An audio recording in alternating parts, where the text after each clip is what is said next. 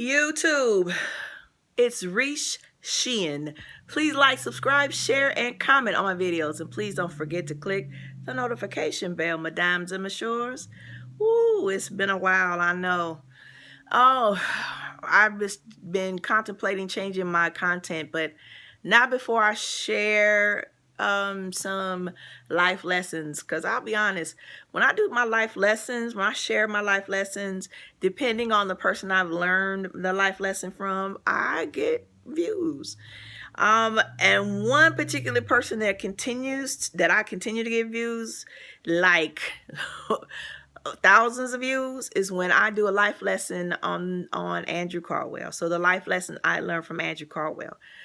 I definitely learned one today, but I also learned a life lesson from Miss Adrienne from the Rio. So let's talk about Miss Adrienne first. So the subject of the coronavirus, I believe, came up, and they were telling, hey, this is how you combat the coronavirus. You have to wash your hands for 20 seconds. For 20 seconds. And she gets to talk about how she doesn't wash her hands. She doesn't wash her hands when she goes to the bathroom. She doesn't wash her hands when she urinates and or defecates, because it all goes on the tissue.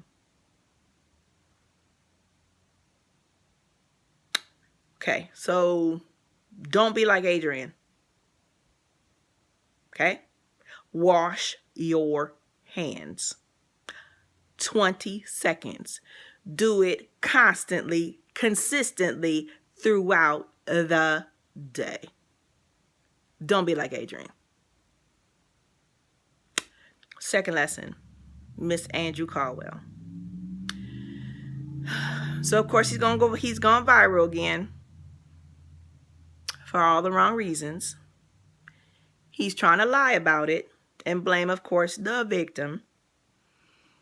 The video, however, shows the truth. He threatened to punch a woman in the face at a bakery in St. Louis because he says she threw his credit card at him. She threw your credit card at you, and that was the reason why you threatened to punch her in the face. Okay. Okay. And what you really thought, which was funny as heck, is that you didn't think Hater Maker Juno was going to get a hold of that video. Girl.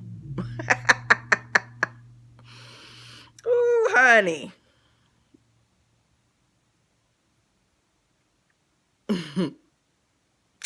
So first he tries to say she called him a monkey. Nowhere in the video does he even insinuate that she called him a monkey.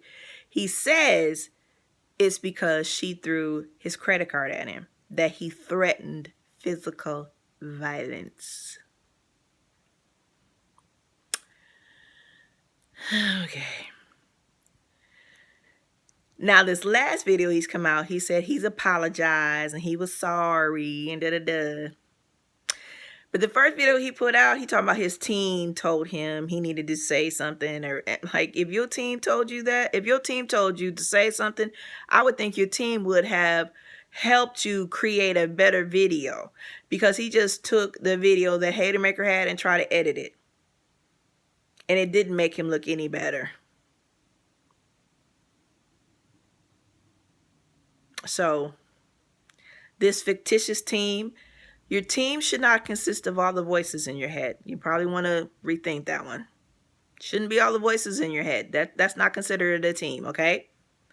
A team actually consists of people that you can actually reach out and touch, not the imaginary friends that visit you from time to time. I would suggest that you rethink that one.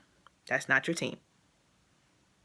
Because I can only think of a team doing that. A team of imaginary people doing that, suggesting that you put out a video using Hater Maker's video, trying to edit it to make you look like you were the victim. It just made you look worse. So that team, if that's a real people team, then you need to rethink those people on your team. But if those are the team that's in your head, you need to quit listening to them because they don't count. Just saying. So, and I'm on my tangent because, again, when I see Andrew is constantly talking about how he's straight, he's a man, and he tries really hard to behave like a man because he so desperately does not want to be gay.